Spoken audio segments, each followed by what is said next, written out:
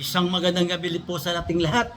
At bago po tayo magsimula, batiin po muna natin na may kaarawan ngayong araw na to, araw ng Huwebes, November 28 sa mga sumusunod.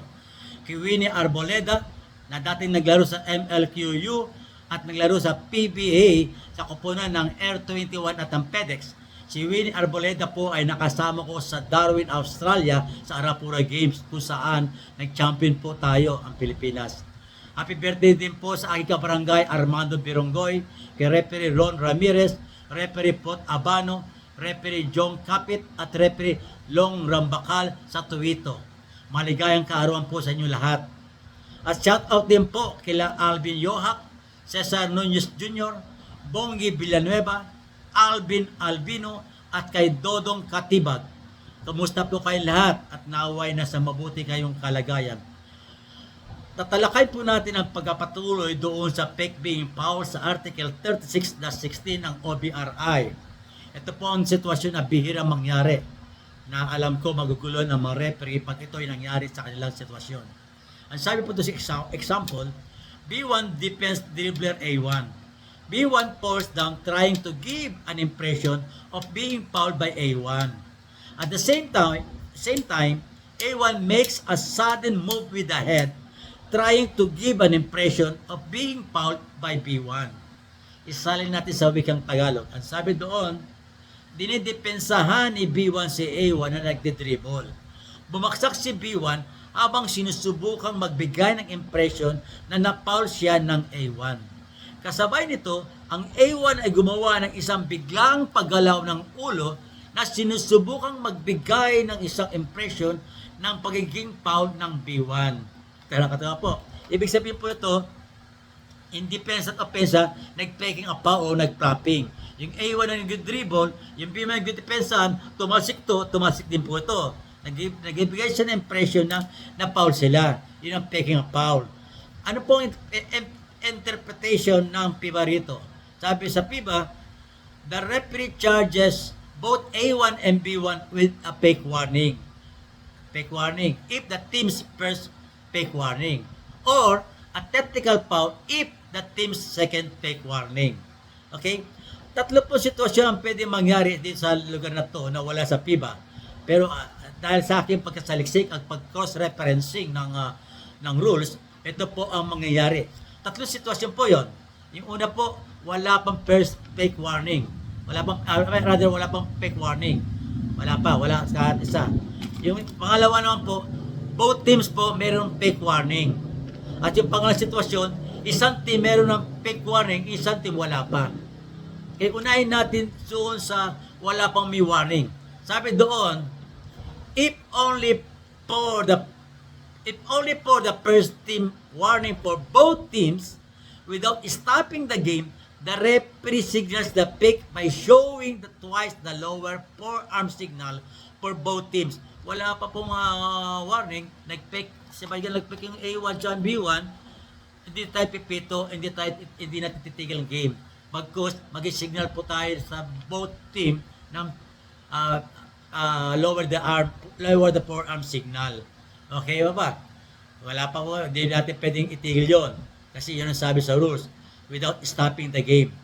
Yung pangalawa naman po, yung both teams pareho ng may charge na first fake warning.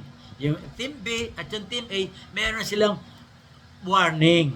So, sabi doon sa number 2 na ginawa ko, if both teams have already charged with a first fake warning, a technical foul shall be charged to both players. Kasi yun ang sabi sa rules eh. Pag pangalawa na, technical, pareho silang dalawa, A1, B1, pumito tayo. Tigil natin game, technical yung B1, technical yung A1. Kasi meron silang first warning eh. Okay? Since the technical, paano resumption ng game? Since pareho may technical, ika-cancel po natin ang technical free throw. Kaya meron silang equal penalties. Cancel equal penalties. Kanina mapupunta ang bola? The team who has control of the ball shall retain the possession of the ball. Kasi bola ng Team A, kanila pa rin po ang bola. How about saan po ilalabas ang bola? Ang sabi sa rules, after my cross-referencing of the rules, throw-in shall be at the place nearest to where the ball was located when technical fouls occurred. Okay? Kung saan po natigil yung bola, na namatay yung bola at nagkaroon ng technical foul, doon tayo mag-resume, mag-throw-in. How about the shot clock? Siyempre, maging bola ng Team A. Siyempre, tumatakbo shot clock, tumatakbo oras. Ano po gagawin sa shot clock? Shot clock shall not reset. Hindi po i-reset. Okay? Yung pangatlong sitwasyon, to. If only one team, yung Team B, may warning na. Yung Team A, wala pa. If yung nga, nangyari sitwasyon, yung A1 at B1, parang tumalsik. Okay? May isang team, may warning, isa wala pa.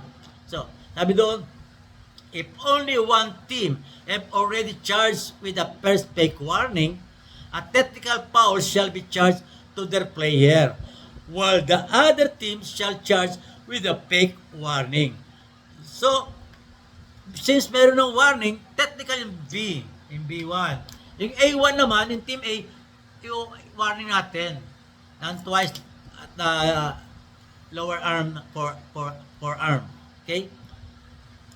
So, ano po nga magiging sitwasyon doon?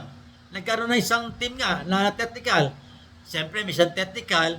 The opponents shall be awarded one free throw and shall administered immediately.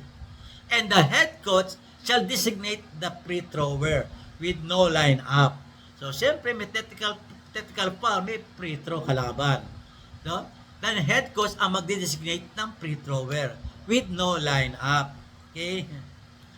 About yung kanina mapunta ang bola, after magkaroon ng free throw, the team was control of the ball shall retain the possession of the ball. Siyempre, bola ng Team A, kanila pa rin ang bola. Okay? Saan po ilalabas naman ang bola? Ang ilalabas ang bola doon sa place nearest to where the ball was located when technical foul occurred. Okay? Siyempre, bola pa rin ng Team A, maglalabas sila. How about the shot clock? Ano gawin sa shot clock? Sabi sa after my cross-referencing of the rules, as a result of a foul, shot clock shall be reset to 24 seconds if the throw-in is in the team's backcourt, and 14 seconds if the throw-in is in the team's frontcourt. Kasi team ng bola ng Team A, okay, nagkaroon ng flopping pareho, sa technical yung B, yung B1, technical, bola pa rin ng A, nilalabas nila ang bola, yung shot clock po ay i-reset. Kasi ang nag-foul po doon na technical foul ay yung depensa. So, na every time ang depensa ay nagkaroon ng foul, nire-reset po ang shot clock. Kung sa backcourt, 24 seconds. Kung doon naman po sa frontcourt is 14 seconds i-reset. But in case, ito po, sa frontcourt, kung nangyari po doon ay more than 14 seconds, hindi po i-reset. Kung 17 seconds, 17 seconds. Kung 19 seconds, 19 seconds. Pero kung nangyari yun ay 13 seconds pababa, i-reset po sa 14 seconds. Yun ang ibig sabihin. Kaya ba, naway na unawaan natin ang maikling aralin after ng aking cross-referencing sa rule kasi wala pong resumption of game dito sa rules na to kung parehong player ay nag-flop. Wala po, tahimik ang FIBA. Pero since napag-aaral naman natin ang rules, after consulting the rules at cross-referencing of the rules, yan po ang kalalabasan ng aking pagtalakay. Ngayon po, maraming salamat po at muli, wag po natin kalimutang mag-like, mag-share, mag-subscribe sa aking YouTube channel. Hanggang sa muli, ito po ang iyong abang lingkod, former FIBA referee, Eto Camarongan. Bye-bye!